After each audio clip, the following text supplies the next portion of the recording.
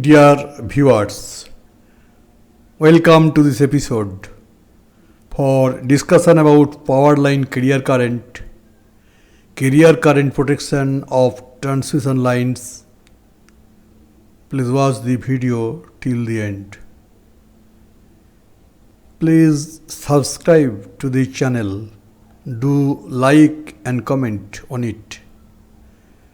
Now please start watching the video with patience.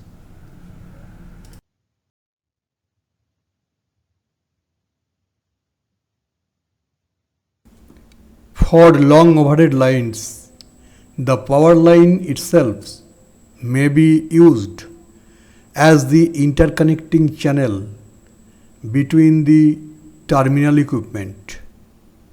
Carrier current protection is the most widely used scheme for the protection of extra high voltage EHV and ultra high voltage UHV power line. The carrier signal is directly coupled to the power line itself, which is to be protected. Carrier current protection is faster and superior to distant protection schemes and is more reliable when used for long transmission lines, although the terminal equipment are more expensive and complicated. In addition to the protection, the carrier signals can be used for communications, supervisory control and telemetering.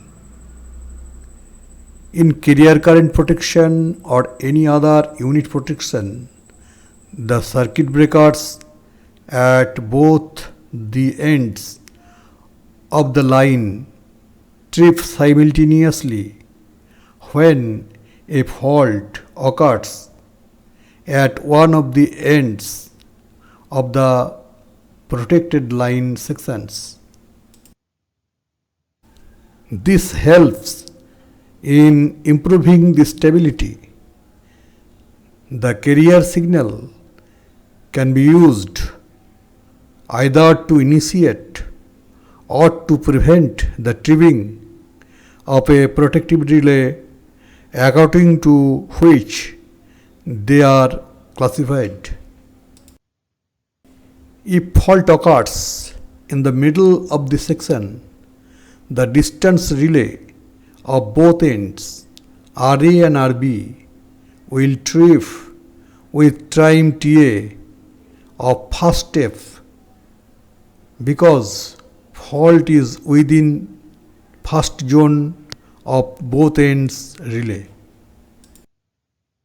However, if the fault F2 occurs near the end of the line section near the relay RA, the relay at remote end RB will operate with time T2, the second zone time, whereas relay at local end RA, first zone time, will operate at time T1, faster tripping, which results non-simultaneous tripping of circuit breaker at both ends. This is not desirable from stability and auto reclosure consideration. When a carrier signal is used to initiate tripping of relay simultaneously, the scheme is known as carrier inter-tripping or transfer tripping scheme. The scheme is known as carrier block scheme when the carrier signal are used to prevent the operation of a relay.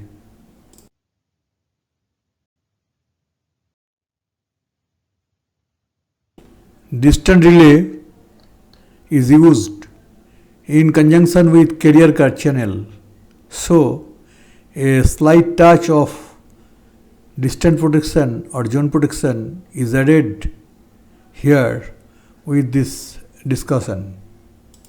The transmission lines having successive line sections can be protected by means of 3-zone distance protection scheme. Distance relay RA is installed at substation A, relay RB at substation B, and relay RC at substation C. The distance relay RA located at substation A for first section AB has 3 steps characteristics shown by green dotted lines with 3% protected zone and time stages. First step covers 80% of section AB. Second step covers 20% of the section AB plus 30% of next protected section BC. And third zone covers rest entire line. Similarly, step protections of section BC at substation B and section CD at substation C are also shown.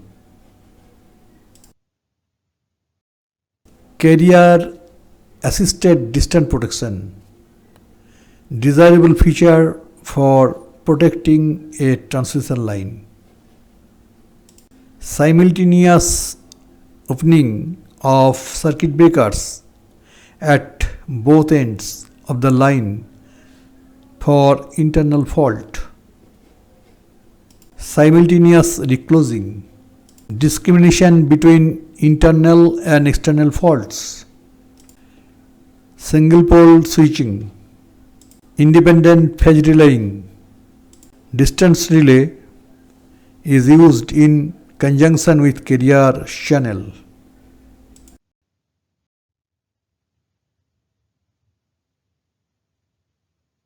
Carrier current protection uses for the power transmission lines to carry high frequency communication signals between substations to quickly detect and isolate faults on extra high voltage and ultra high voltage lines, allowing for fast and simultaneous tripping of circuit breakers at both ends of the line. It compares the phase angle of currents at the line's end to differentiate internal faults from external ones, enabling high-speed fault clearing and improving power system stability.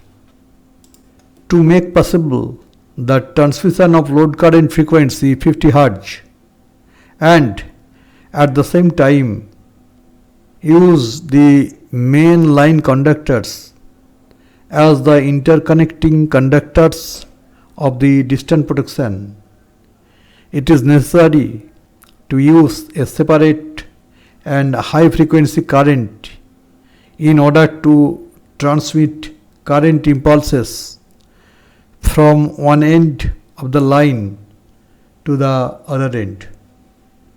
High frequency signals in the range of 50 kHz to 400 kHz, commonly known as the carrier frequency, are transmitted over the conductors of the protected line.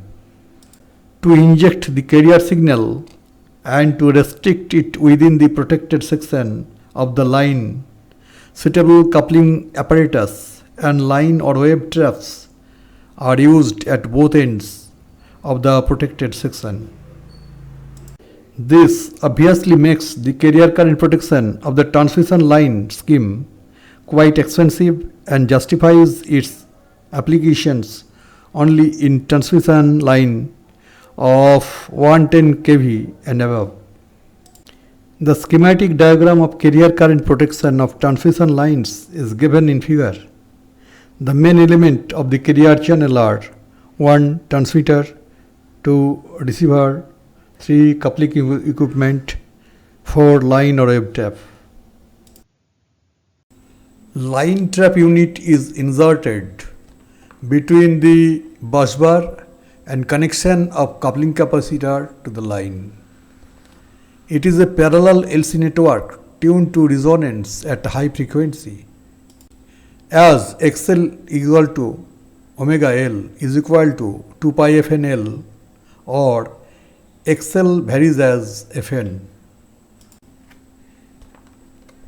It hence offers a high impedance to the high frequency carrier current, but a relatively low impedance less than 0.1 ohm to the power frequency 50 Hz current.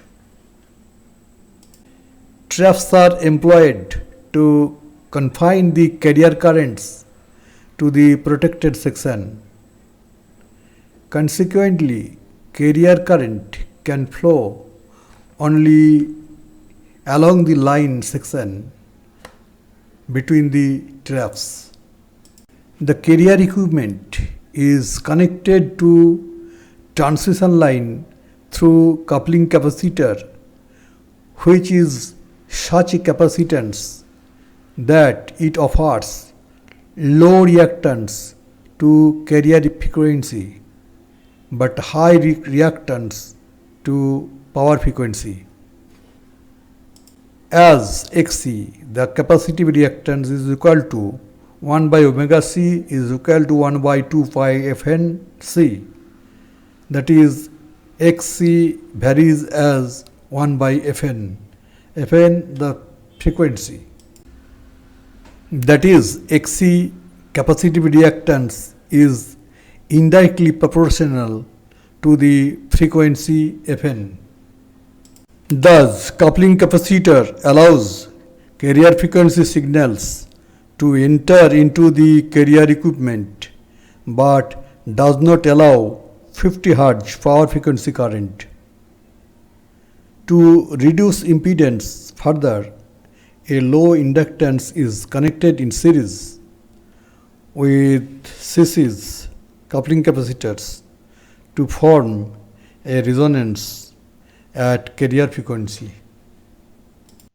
While discussing carrier current, here we need not to go through the details of carrier current transmitters or receivers. All we need to know is that when voltage of positive polarity is impressed on the control circuit of transmitter, it generates a high frequency output voltage. The output voltage is impressed between one phase conductor of the transmission line and the earth as illustrated schematically in figure. Each carrier current receiver receives carrier current from its local transmitter as well as from the transmitter at the distant end of the line. In effect, the receiver converts the received carrier current into a DC voltage that can be used in a relay or other circuit to perform any desired functions. The voltage is zero when carrier current is not being received.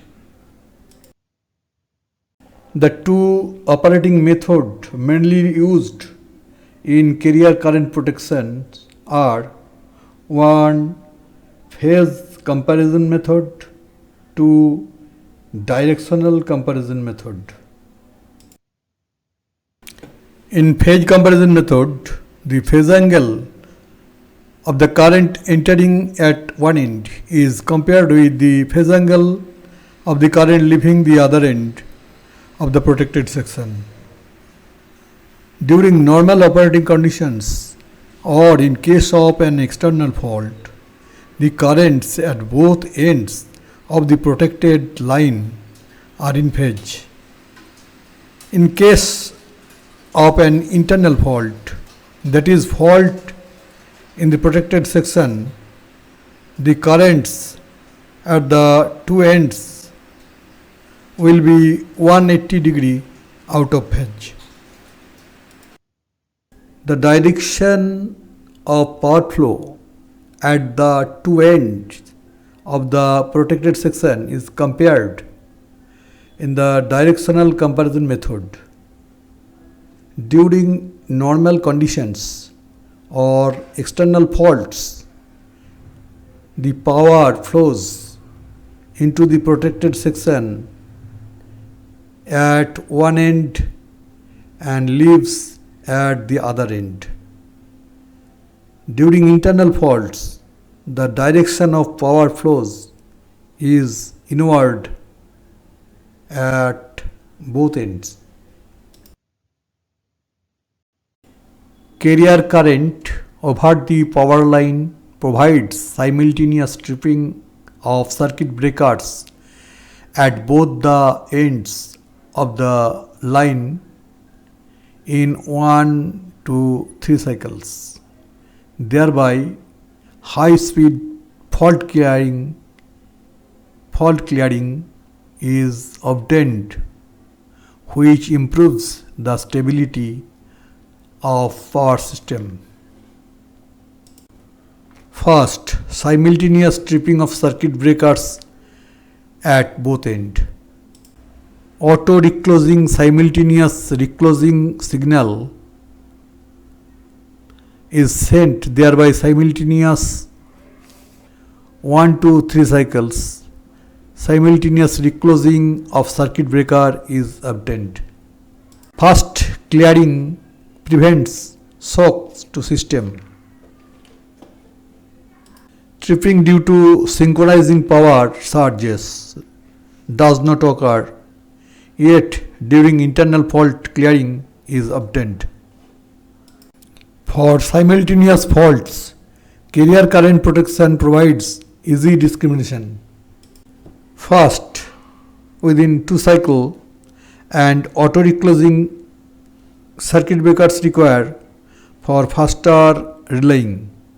Hence, carrier current relaying is best suited for fast relaying in conjunction with modern fast circuit breakers. So this was the discussion of the day. Please follow the next videos for watching related videos on this subject. Thank you.